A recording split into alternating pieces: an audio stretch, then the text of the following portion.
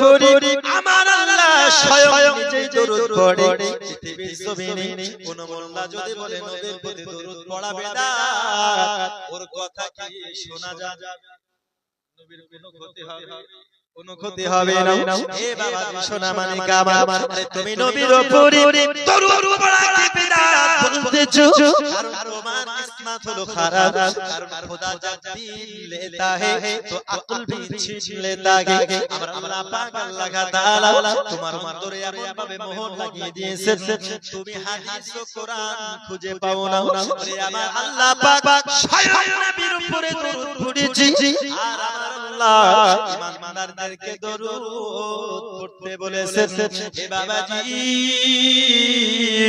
আজকে আমাদের মধ্যে অনেক ব্যক্তি এমন আছে যারা আমরা দরুদ পড়তে কৃপণতা করি কিন্তু বাবারে আমার এই দরুদ এমন একটি বরকতময় জিনিস এই দরুদ এমন একটি বরকতময় ইবাদত এই দরুদ যদি কেউ অন্তরে আমার নবীর উপরে মুহাব্বতের সহিত পড়ে আমার নবী পাক আল হাসরের মাঠে মাহশরের প্রান্তরে ওই ব্যক্তিকে শাফাআত করে নেবে ওরে আমার দরুদ আরে দরুদ এমন ফজিলতপূর্ণ দরুদ এই দরুদে এমন বরকত আল্লাহ দিয়েছে এই দরুদে এমন ফজিলত আল্লাহ দিয়েছে আমার নবী পাক সাল্লাল্লাহু তাআলা আলাইহি ওয়াসাল্লাম আমার সাহাবাদেরকে নিয়ে সঙ্গে নিয়ে তিনি যুদ্ধের ময়দানে যাওয়ার জন্য রাস্তা দিয়ে সফরের জন্য যেন বেরিয়েছে আব্বাজি আমার কোটি কোটি ভাই আমার নবী তিনি যেন যুদ্ধের জন্য রাস্তা দিয়ে চলে যায় সাহাবায়ে কেরাম তিনার সঙ্গে রয়েছে ওরে আমার দরদি আমার নবী যখন ওই রাস্তা দিয়ে যেতেছিলেন হঠাৎ করে আমার নবী বলতেছে হে আমার সাহাবা একটুখানি আরাম করতে হবে আরাম করতে হবে কারণ দীর্ঘ সময়ের রাস্তা তৎকালীন যুগে জাহাজ ছিল না তৎকালীন যুগে হেলিকপ্টার ছিল না তৎকালীন যুগে সাইকেল মোটরসাইকেল চার চাকা ছিল না ওরে আমার দরুদ কেউ যদি এক প্রান্ত থেকে আরেক প্রান্ত যেত তাহলে কেউ ঘোড়ার পিঠে করে যেত কেউ বা আপনার পেছনে পিঠে করে যেত কেউ বা পায়ে হেঁটে যেত আমার নবী সাহাবায়ে কেরামদেরকে নিয়ে হয়তো ঘোড়ার পিঠে অথবা পায়ে হেঁটে যাচ্ছিলেন অনেক দূরের রাস্তা হঠাৎ করে আমার নবী বললেন হে আমার সাহাবা তোমাদেরকে একটু আরাম করার প্রয়োজন আছে আর দীর্ঘ সময় যদি রাস্তাতে চলতে থাকে বাবা পেটে ক্ষুধা লাগবে কি লাগবে ক্ষুধা লাগবে আমার নবী পাক ওই জায়গায় যখন আরাম করতেছেন সাহাবায়ে কেরামদেরকে বললেন এ সাহাবা তোমরা একটু বলো না খাবার কি আছে সাহাবায়ে কেরামেরা আমার নবীর কাছে ওই সময় আপনার সাহাবায়ে কেরামেরা আমার নবী পাককে যেন রুটি প্রদান করেছেন আর রুটি যখন দিয়েছেন আমার নবী জিজ্ঞাসা করেছেন ও আমার সাহাবা রুটি আমি তো খাবো কিন্তু কোন তরকারি আছে কোন তরকারি আছে কারণ আমরা আমাদের সঙ্গে তরকারি খাই তরকারি ছাড়া কেউ খাই তরকারি ছাড়া আমাদের মুর্শিদাবাদে খাই কিনা জানি না তরকারি ছাড়া কি করে খাই লঙ্কা কেটে নেবে পেঁয়াজ কেটে নেবে তেল দিয়ে ভালো করে মাখিয়ে খাই খান এদিকে খাই এই কয়েকজন বলছে যারা মানে ওল্ড ম্যান বুঝতে পারলেন খুবই পুরনো মাল ওগুলো বলছি যে খাই মানে ওই আগকার যুগে আছে এখন তো ভেরিফিকেশন বুঝতে পারছেন এখন কোন যে খাবারের আইটেম আর খাবারের নাম বাপ রে বাপ ও নাম শুনে মাথা ঘুরে যাবে হ্যাঁ কি সব জানে কি egg roll chowmein fried rice কি সব বলছি হ্যাঁ ওই সব মানে চিলি চিকেন নাকি বাটার ফ্রাইড রাইস কি জানি ওরাই জানে আর যখন হবে নামের লিস্ট খাবারের একবারে টাঙিয়ে রেখে দিয়েছে তাই না আমি একবার গিয়েছি আসামে প্রোগ্রামে বুঝতে পেরেছি যখন খিদে লেগেছে কামাখ্যা জংশনে আমি এবার আসবো এবার খুব খিদে লেগেছে বুঝতে পারলে এবার একটা হোটেলে ঢুকছি হোটেলে আমাকে লিস্ট দিয়ে দিচ্ছে, বলেন কোনটা খাবে। এবার আমি একটা রাইস আছে, বুঝতে পারলেন, রাইস ভাত, আর আমি রাতের বেলা এবার ভাত খাবো না, এবার রুটি খাবো। তো রুটিটা লেখা আছে ভালো ভালো, তরকারি আছে কি আপনার কি সব লেখা আছে, আপনার নান টান কি সব লেখা আছে, যাই হোক। এবার আমাকে বলছে আমাদের দিকে একটাই কথা বলছে তরকারি নাকি তরকারি। এবার ওদিকে তরকারি আছে 15টা নাম, 15 রকম নাম হচ্ছে তরকারি। এবার আমি বলছি দেখলে যাও বুঝতে পারবো, দেখে বুঝতে পারলেন, যদি তরকারি দেখি তাও ইচ্ছা জাগবে যে খাবো, ইচ্ছা জাগবে খাবো। এবার কোনটা অর্ডার করে কোন নামটা কেমন হবে, যাক একটা করে দিলাম 150 টাকা প্লেট, 150 টাকা প্লেট, আর রুটি হচ্ছে 4 খান নিলাম 40 টাকা, বুঝতে পারলেন। সুবহানাল্লাহ। তরকারি দিয়েছে মেলা, কিন্তু যাই হোক অনেক তরকারি দিয়েছে। এইবার আমি 4 খান এমনিতেই তো খেয়ে নেব, অনেক তরকারি আছে, খিদেও লেগেছে অনেক। এবার আরো দোকান আমি মুখে না দিয়ে আরো দোকান অর্ডার করে দিয়েছি, বুঝতে পারলেন, যে তরকারি অনেক আছে। 3 খান খেয়ে তরকারিটা আর ভালো লাগছে, আর ভালো লাগছে না। কত সুন্দর তরকারির নাম, আর মেলা তরকারির স্টাইলিশ তরকারি, বুঝলেন। তো একটু খেয়ে আর ভালো লাগছে না, এই হচ্ছে ব্যাপার। আপনাদের এদিকে এরকম করে খাই না, আমাদের এদিকে খাই। আর বিশেষ করে হাতের রুটি যে তৈরি করে, কি বলে আপনাদের, তন্দুরি রুটি। তন্দুরি রুটি গুলো তো আলাদা, হাতের রুটি যেগুলো মা বোনেরা হাতে দিয়ে তৈরি করে, কালাই আটা দিয়ে, পাকাই রুটি তো, হাতে পাকাই রুটি, ওগুলো লঙ্কা দিয়ে মরিচ দিয়ে মানে পেঁয়াজ দিয়ে ভালো করে মেখে খাই, তাই না? যাই হোক, সুবহানাল্লাহ ওয়া বিহামদিহি। তো নবী আমার জিজ্ঞেস করছেন সাহাবা সালাদ নেই? ওই সময় তরকারি ছিল না, কথা বুঝতে পারছেন, তরকারি ছিল না। একটু মহব্বতে দরুদ আল্লাহুম্মা সাল্লি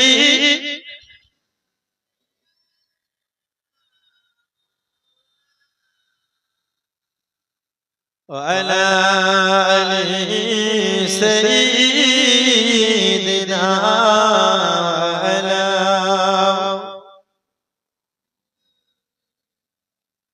مولانا محمد। বিশ্ব জগৎ ঘুরলে যার জোড়া পাবে না, আমার নবীর মতো আর নবী হবে না। আমার নবীর মতো আর নবী হবে না। বিশ্ব জগৎ ঘুরলে যার জোড়া পাবে না, আমার নবীর মতো আর নবী হবে না। কোথায় গেলে পাবো বলো এমন দয়ার নবী, চিনার হাতে রোজ হাসরের জান্নাতের চাবিকাঠি।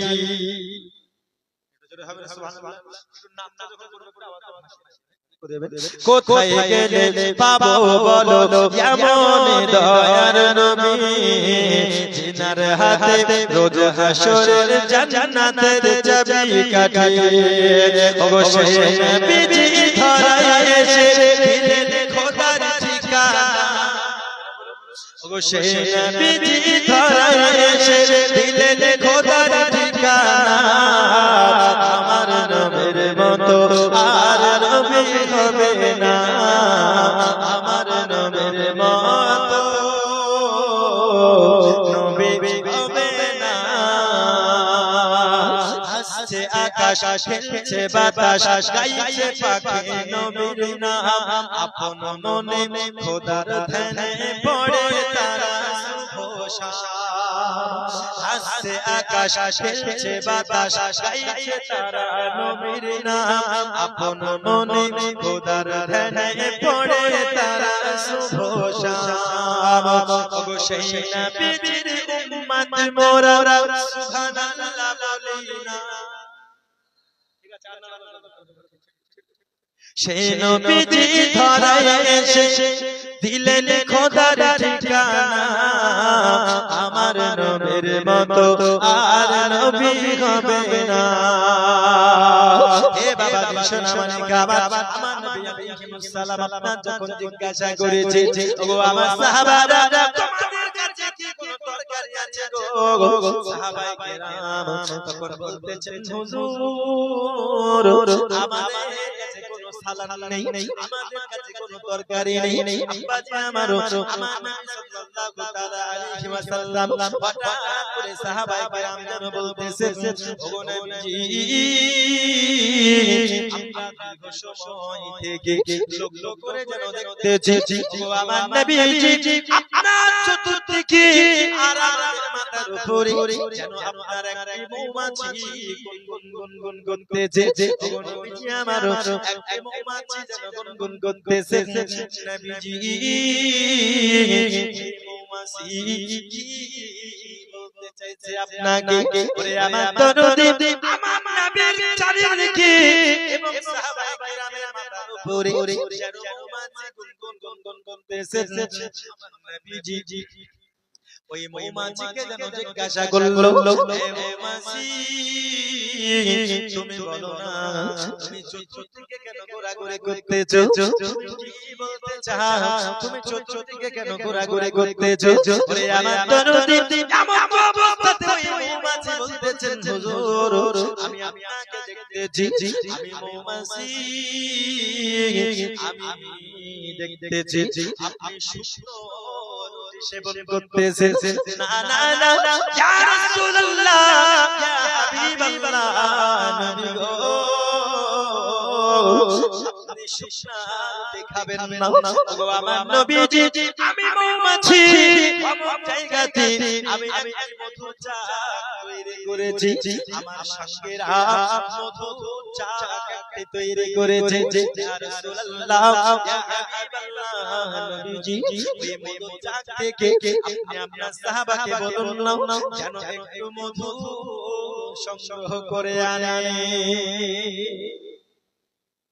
জানো একটু মধু সংগ্রহ করে আনে। কারণ সাহাবায়ে কেরামের মাথার উপরে ওই যে মৌমাছিটা অনেক সময় থেকে গুনগুন করে শুধু ঘোরাঘুরি করেছে। তো নবী আমার যখন জিজ্ঞেস করছে ওই মৌমাছিকে যে কি ব্যাপার, তো মৌমাছি তখন বলছেন হুজুর এইখান থেকে একটু দূরে আমি মধুর চাক তৈরি করেছি। জোরে বলুন সুবহানাল্লাহ। কি তৈরি করেছি? মধুর চাক তৈরি করেছি। হুজুর মধু থাকতে আপনি শুকনা রুটি কেন খাচ্ছেন হুজুর? আপনি শুকনা রুটি কেন খাচ্ছেন? আপনার সাহাবাকে একটু আদেশ করুন যেন একটু মধু ওই চাক থেকে ভেঙে নিয়ে আসে। জোরে বলুন সুবহানাল্লাহ। আরো জোরে বলুন সুবহানাল্লাহ। এই মধু ওই মধু যেন একটু ভেঙে নিয়ে আসে।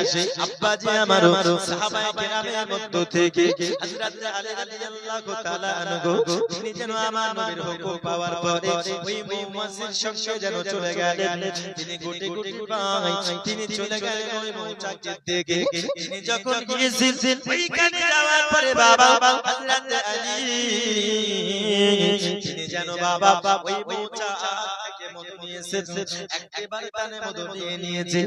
আব্বাজি আমার মধুটা নেওয়ার পরে আমার নবী সাল্লাল্লাহু তাআলা আলাইহি ওয়াসাল্লামের কাছে ওই মৌমাছি যখন হযরত আলী রাদিয়াল্লাহু তাআলা আনহু আমার নবীর কাছে ওই মধু নিয়ে আসলেন বাবা,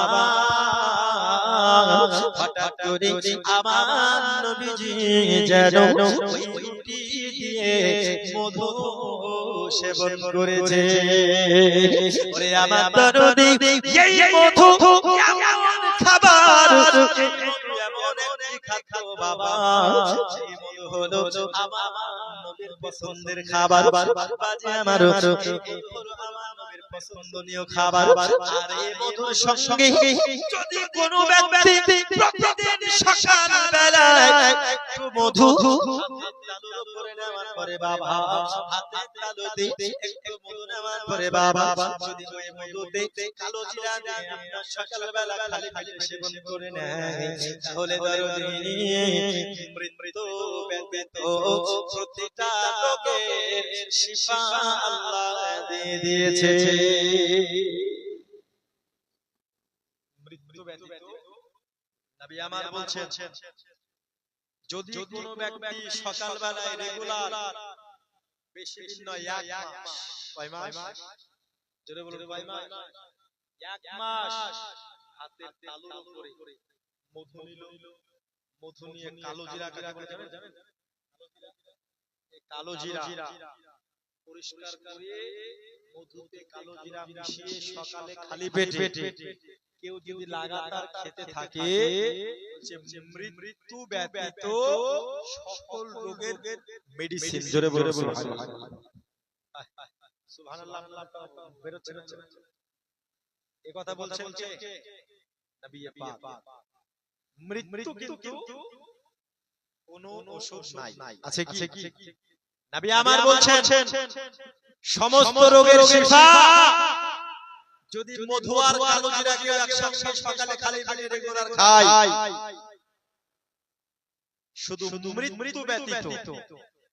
এখান থেকে বোঝা গেল যে যতই মেডিসিন তৈরি করুক না কেন, আজকে দেখুন বিজ্ঞানীরা, ডাক্তারেরা মৃত্যুর হাত থেকে বাঁচার জন্য শত শত বছর ধরে চেষ্টা করে আসছে কোনো না কোনো মেডিসিন তৈরি করার, ঠিক না? করছে কি করছে না? করছে। আচ্ছা বলুন তো, যতই চেষ্টা করুক না কেন মৃত্যুর হাত থেকে রেহাই পাবে? যারা বলেন পাবে। হযরত লোকমান হাকিমের নাম শুনেছেন? হযরত লোকমান হাকিম আলাইহিস সালাম, এ বাবা জি শোনা মানে গাবা, এত জ্ঞানটাকে আল্লাহ দিয়েছিলেন পৃথিবীর সরজমিনে আয়ুর্বেদ সংস্থাতে যতগুলো চিকিৎসা করা হয়, আয়ুর্বেদ জগতের সমস্ত উত্তম পণ্ডিত যাকে বলা হয় হযরত লোকমান হাকিম আলাইহিস সালাম, আয়ুর্বেদ অবস্থাতে যতগুলো মেডিসিন আয়ুর্বেদের তৈরি করা হয় হযরত লোকমান হাকিমের ফর্মুলাতে তৈরি করা হয়। বাজি আমার লোকমান হাকিমকে আমার আল্লাহ পাক আল্লাহ তাআলা এত জ্ঞান দিয়েছে বাবা।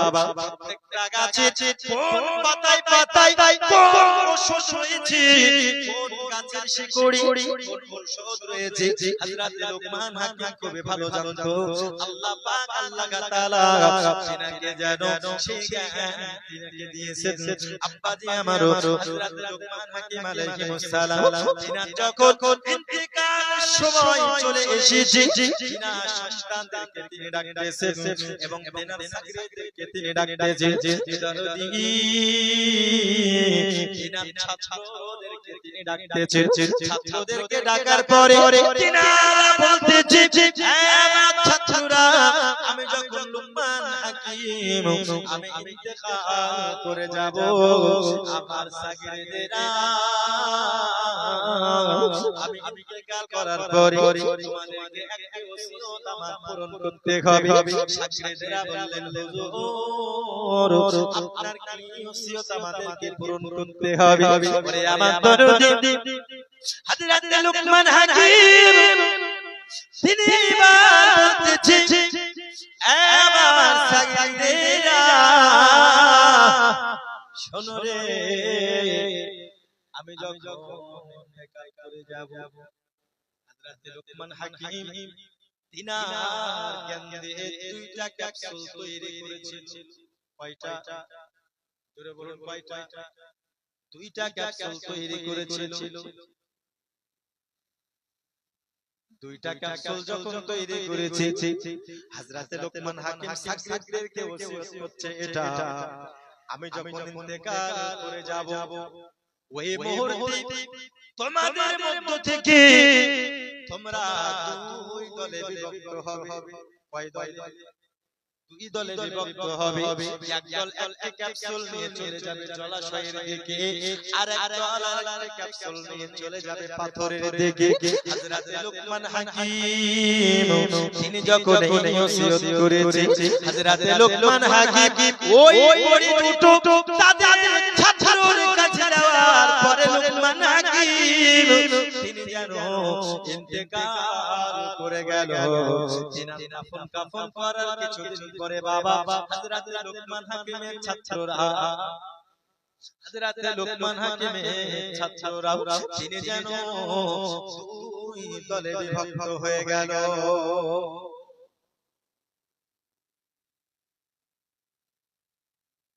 হযরত লোকমান হাকিম যখন ইন্তেকাল করে গেলেন, তিনার ছাত্ররা কয় দলে বিভক্ত হলো? দুই দলে। এবং হযরত লোকমান হাকিম যে ক্যাপসুল দিয়ে গিয়েছিলেন, সেই ক্যাপসুল দুই দল নিয়ে নিল। দুই দল নেওয়ার পর এক দল চলে গেল পানির দিকে, সমুদ্রের দিকে, জলাশয়ের দিকে গেল, আর এক দল চলে গেল কোথায়? পাথরের দিকে যাওয়ার পর একদল ব্যক্তি যারা পাথরের দিকে গিয়েছিলেন, এ বাবাজি সোনা বালিকা আমার, পাথরের দিকে যারা গিয়েছি ওইখানে যাওয়ার পর ওই পাথরের উপরে যখন ওই বড়িটা রেখে দিয়েছেন, ওই পাথরটা যেন সঙ্গে সঙ্গে আস্তে আস্তে যেন বরফে পরিণত হয়ে গেল। এ দরদি আমার, পাথরেরটা যখন বরফে পরিণত হয়, এক সময় ওই পানি ওই পাথর বরফে পরিণত হওয়ার পরে যেন হঠাৎ করে পানি হয়ে গেল। আর একদল ব্যক্তি যারা জলাশয়ের দিকে গিয়েছিল, ওই ব্যক্তিরা যখন পানির উপরে ওই বড়িটা রেখেছিল বাবা, ওই পানিটা যেন আস্তে আস্তে জমতে জমতে বরফ হয়েছে, বরফ হয়েছে রে, বরফ থেকে যেন পাথর হয়ে গেল। এই দল তারা যেন এবার একত্রিত হয়েছে। হযরত লুকমান হাকিম যিনি ইন্তেকালের পূর্বে বলেছিল, বাবারা তোমরা যখন পাথরের উপরে রাখবে, যখন পানির উপরে তোমরা রাখবে, এই বিষয়টা তোমরা দেখতে পাবে গো।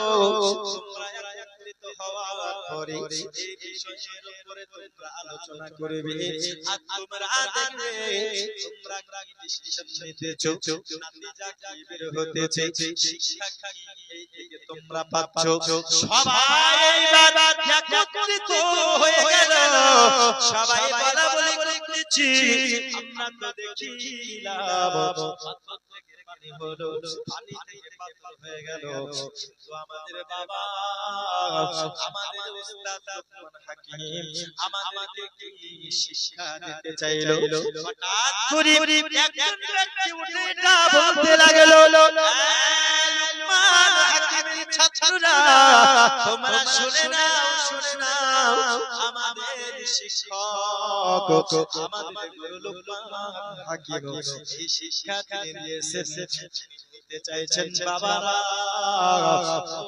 দুনিয়ার মানুষ তোমরা শোনো, আমি লুকমান হাকিম, আমাকে আল্লাহ এত পাওয়ার দিয়েছে, এত ক্ষমতা দিয়েছেন আমার আল্লাহ, আমি পানিকে পাথর বানিয়ে দিতে সক্ষম হলাম, আমি পাথরকে পানি বানিয়ে দিতে সক্ষম হলাম। এত পাওয়ার আমার আছে গো, আমি পানিকে পাথর বানিয়ে দিলাম, আমি পাথরকে পানি বানিয়ে দিলাম, কিন্তু আমি লুকমান, আমি মৃত্যুর হাত থেকে রেহাই পেলাম না। আমি জিন্দেগিতে এমন কোন বড়ি তৈরি করতে পারি না, আমার মৃত্যু থেকে আমি রেহাই পাবো। পাথরকে তো পানি বানিয়ে দিলাম, মৃত্যু থেকে রেহাই পাওয়ার ঔষধ আমি তৈরি করতে পারি নাই। বলে কেন রে? আল্লাহ বলেছেন, কুল্লু নাফসিন যায়িকাতুল মাউত, প্রত্যেক বান্দার ব্যক্তিকে মৃত্যুর স্বাদ চাখতে হবে। এ আমার দরদি, এই মৃত্যুর স্বাদ আমাদের সবাইকে চাখতে হবে। কিন্তু বাবা, আজকে মৃত্যুর পূর্বে দুনিয়া হলো আখিরাতের বাজার, দুনিয়া থেকে আমরা সবাই চলে যাব, কিন্তু দুনিয়া থেকে বিদায় নেওয়ার পূর্বে দুনিয়া থেকে আখিরাতের জন্য কিছু উপার্জন করে নিয়ে যেতে পারি না। আমার দরদি, আখিরাতের সরঞ্জাম গোছানোর জন্য আমার আল্লাহ বলেছেন, ওয়ামা খালাকাতুল জিন্না ওয়াল ইনসা ইল্লা লিয়াবুদুন। আমার দুনিয়ার মানুষ, আমি জিন এবং ইনসান তাদেরকে সৃষ্টি করি নাই, কিন্তু করেছি একমাত্র আমি আল্লাহর ইবাদতের জন্য। জোরে বলুন সুবহানাল্লাহ। আল্লাহুম্মা সাল্লি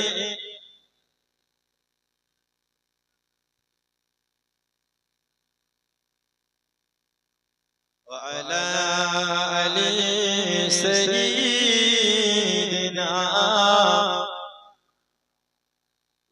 محمد وعلى آل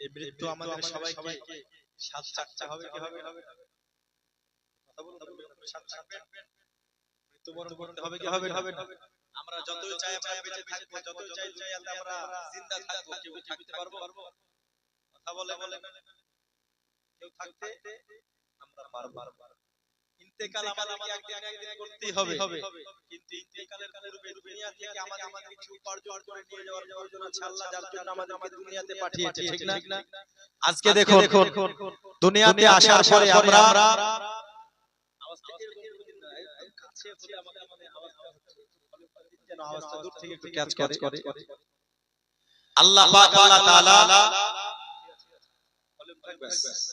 আল্লাহ পাক আল্লাহ তাআলা আমাদেরকে দুনিয়ার বুকে ইবাদতের জন্য পাঠিয়েছে কিন্তু দেখুন বাপ আজকে আমাদের মধ্যে অনেকে আছে যারা ইবাদত আমরা করি না ঠিক না ইবাদত আমরা করি না সক্ষম হওয়ার পরেও যেমন এই যে আজকে 17 তারিখ আগামী কাল যদি চাঁদ ওঠে কাল থেকে একটু তারাবি শুরু হবে আর পরশু থেকে রোজা হবে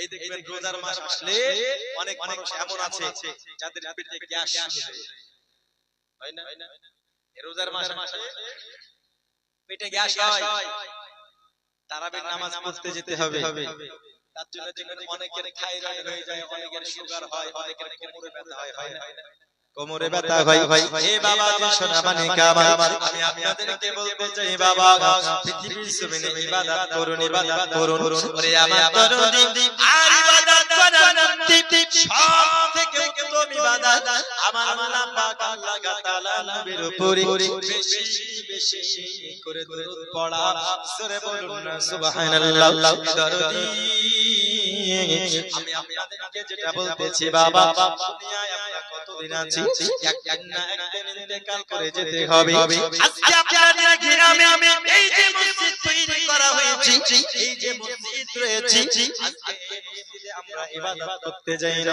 আজকে এই মসজিদে আমরা একটু তারাবি পড়তে যাই না দরদি এই মসজিদের মধ্যে ইবাদত থেকে আমরা পিছিয়ে ওরে আমার দরদি নামাজ পড়তে হবে রোজা রাখতে হবে হজ করতে হবে যাকাত দিতে হবে আমাদেরকে সমস্ত কিছু করতে হবে বাবা কিন্তু এই সমস্ত কিছু করার পর সঙ্গে সঙ্গে আমাদের সবাইকে আল্লাহ পাক আল্লাহ তাআলা বলেছেন ওয়া বিল ওয়ালিদাইনি ইহসানা তোমরা তোমার পিতামাতার সঙ্গে সৎ ব্যবহার করো আমাদেরকে পিতামাতাকে ভালোবাসতে হবে জোরে বলুন সুবহানাল্লাহ পিতামাতাকে ভালোবাসতে হবে কি হবে ভালোবাসতে হবে হে বাবা যে সোনা মানে কাবা আমাদের মধ্যে অনেক যারা বাবাকে ভালোবাসতে পারে না যাকে মা জননীকে ভালোবাসতে পারে না আব্বাজি আমার সোনা মানে কেরা এই মা জননী যদি সন্তানের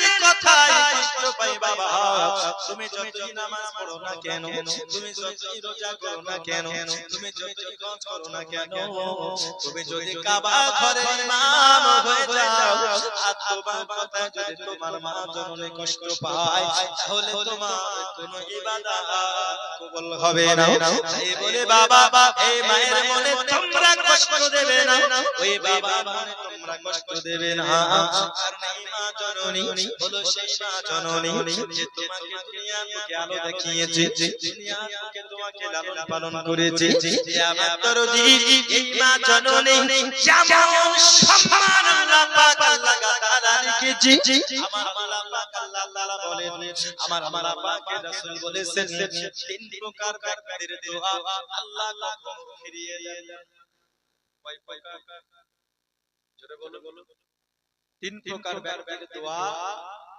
আল্লাহ কখনো ফেরান না তার মধ্যে এক নাম্বার হলো পিতামাতা জোরে বলুন সুবহানাল্লাহ এক নাম্বার কে পিতামাতা আজকে আমাদের মধ্যে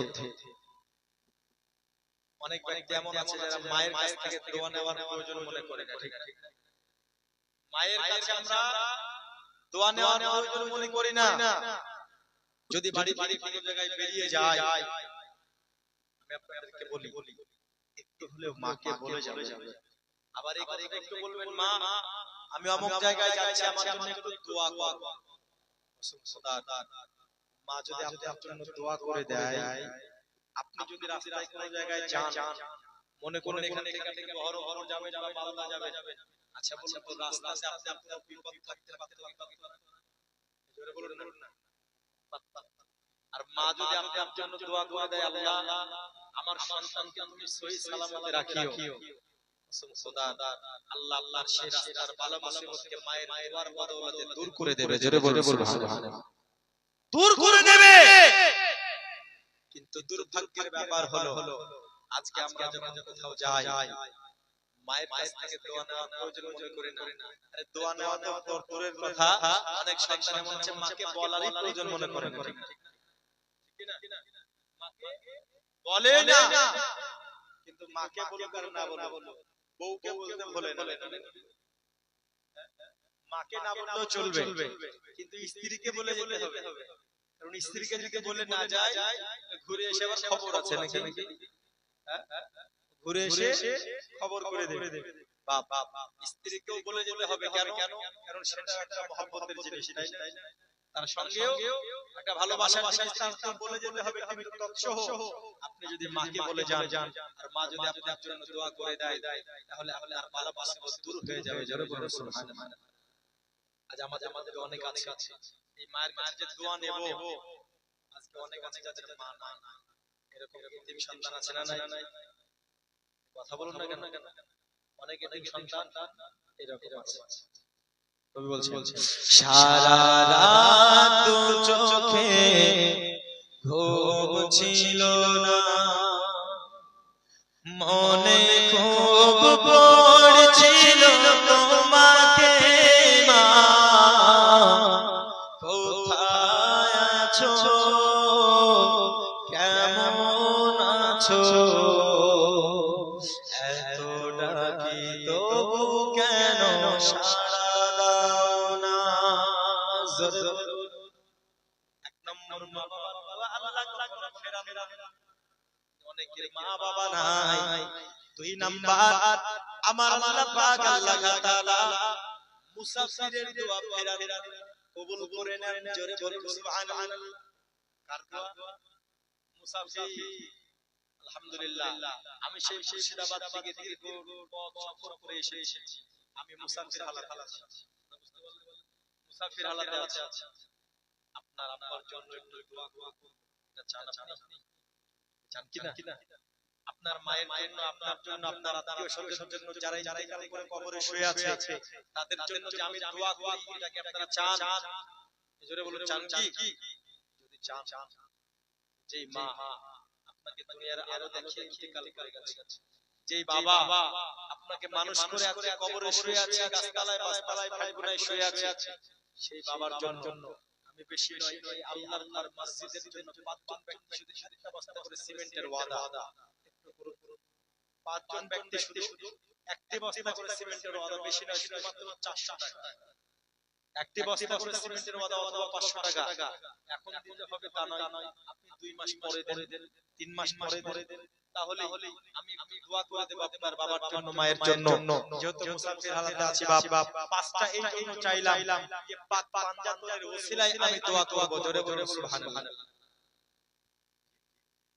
রুস্তম আলী এক বস্তা নাকি? এক বস্তা। নারে তাকবীর।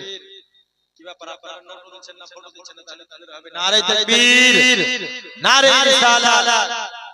নাম ওই দেখে একটু এদিকে আসুন না, আমার সঙ্গে মুসাফাটাও হবে, একটু নামটাও লিখে যাবে, বুঝলেন না?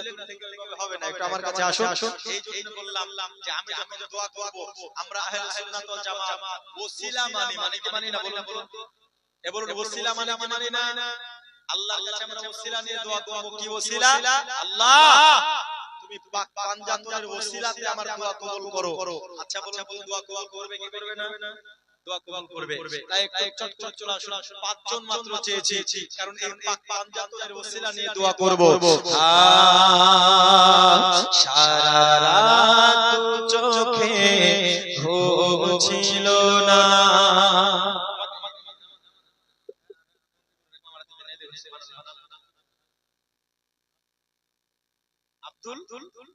আব্দুল সালাম তিনি দিয়েছেন 500 টাকা, যে আসলে জিনিয়াতে করে গেল দান কবুল করো তুমি সুবহান।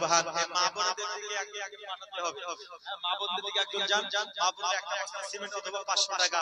এখন তো মা বোনদের লক্ষ্মীর ভান্ডার 500 টাকা বাড়িয়ে দিয়েছে নাকি, 500 টাকা করে বাড়িয়ে দিয়েছে। ওরা যদি বেশি নাই 500 টাকা বা 1000 টাকা করে দেয়, ইনশাআল্লাহ আপনার শেষ মৃত্যু বাবার জন্য, মায়ের জন্য আমি দোয়া করে দেব ইনশাআল্লাহ। আরেকটু শুনুন।